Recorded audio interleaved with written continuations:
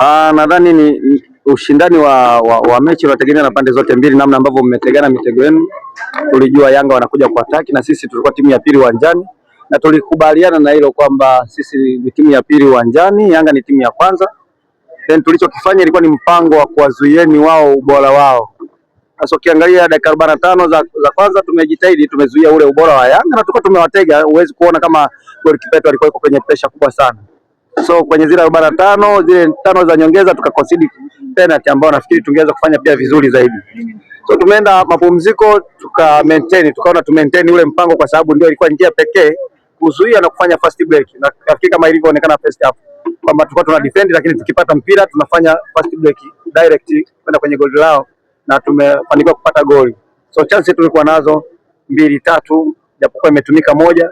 Second half baada ya dakika 15 pia za kutoka mapumziko tuliweza kumaintain tukafanya vizuri. Baada ya hapo ilikuja makosa binafsi, kwa sababu tunafikiri kwamba kulikuwa na kusinzia kidogo.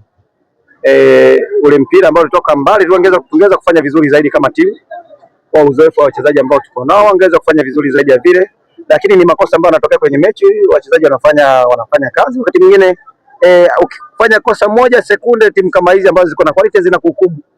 Kwa hiyo nafikiri tumefanya kosa lile ambalo maybe wachezaji wanaona kama tungeweza kufanya vizuri zaidi ya vile. Then ndani ya dakika chache baada ya kufanya kosa la pili na goli la pili tukafanya tena kosa lingine wakatuhukumu. So ikawa ni kujaribu kuwatuliza wachezaji, kuona namna ambavyo tunaweza tukatoka huko kwenye 3-1 kupata angalau goli la kupunguza, lakini tu maintain usiwe tena mlima mrefu, kwa sababu hii ni ligi. Wakati mwingine goal difference ina mata.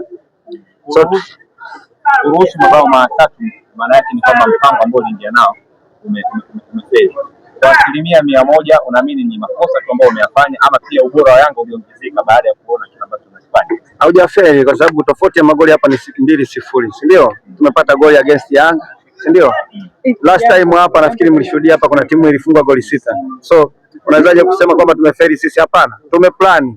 Unaweza kuona hizo goli mbili zimekuja within 5 minutes, si ndio? Dakika 5. So ukiangalia dakika 90, dakika 5 hatujafanya vizuri, lakini dakika 45 za first half tumefanya vizuri. Tulikuwa juu ya Yanga kulingana na nafasi ambazo tumezitengeneza na kuwazuia. So ndo nilivyokuambia kwamba wachezaji pia ni binadamu, kuna muda wanafanya makosa binafsi. Makosa binafsi yanakuwa generally sasa kwenye timu, lakini sio kwamba tutakuwa tumefeli. Lakini bado timu yako inacheza vile vile. Huu ni mpango wenu?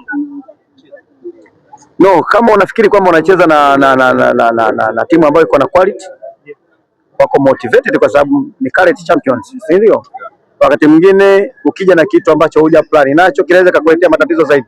Uenda unazungumza tumefungwa 3-1. Sasa maybe tungefungwa labda 10, si ndio? Ungeweza kusema sasa tumeamua kushambulia. No, unashambulia kwa hesabu. Space unaipata wapi, si ndio? Una watu gani? Mtashambuliaje? Mna energy kiasi gani mlichoweza kuplan? So hata hivi tulikuwa maintain vile, tuna maintain hivyo, kuona namna ambavyo tusiruhusu goli lingine la 4 kipindi tunatafuta goli moja. So tumeendelea kufanya hivyo kazi, lakini mwisho wa siku lazima tukubaliane kwamba wakati mwingine timu kama Yanga ni timu bora, ndio unatoka kwenye mechi umefungwa, lakini sio kama umefungwa na timu ya aina gani. Umefungwa na timu ambayo iko na ubora, umetry, umefanya kazi yako vizuri, si ndio? So huwezi kusema kwamba quality ambayo iko kwetu iko kwao pia, kwamba tuje tu 50-50. Kwa hizi siku za karibuni inaonekana kupoteza mambo mengi sana kwa Africans. Lakini hii inaendelea kudhihirisha kwamba inakuwa ni ngumu sasa kupata angalau hata alama moja kwa Africans. Siku za karibuni hatujacheza tena na Yanga zaidi ya hii mechi nyingine. Asante sana.